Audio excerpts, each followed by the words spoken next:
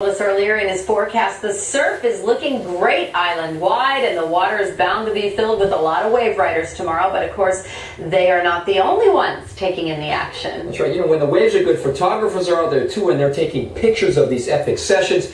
And they normally target the professional surfers doing the most radical maneuvers.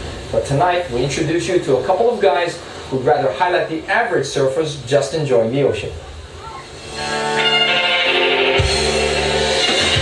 On this day, the waves are small, but for Jamie Ballinger and Brady Oshiro, it's not about the waves, it's more about who's riding them. Oh, look at that shot. Oh, that shot's great. They're not looking for professional surfers, and that's what sets these two apart from other surf photographers. That's the big stoke, is just getting shots of people who've never had their picture taken before. It's like them getting their first new car.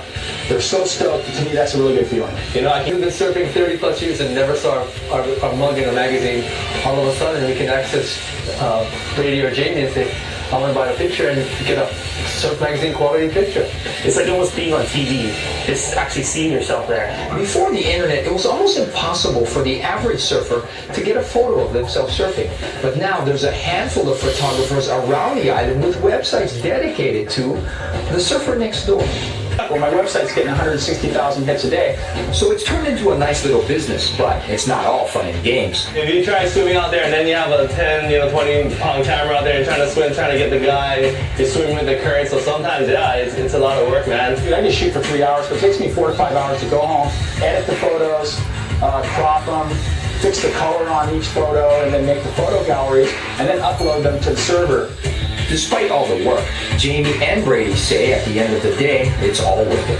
The everyday surfers are the guys who appreciate it. Go, Jamie, thanks a lot. Nobody's ever taken a picture of me before.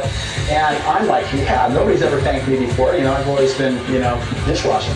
So, get those dishes done, Jamie.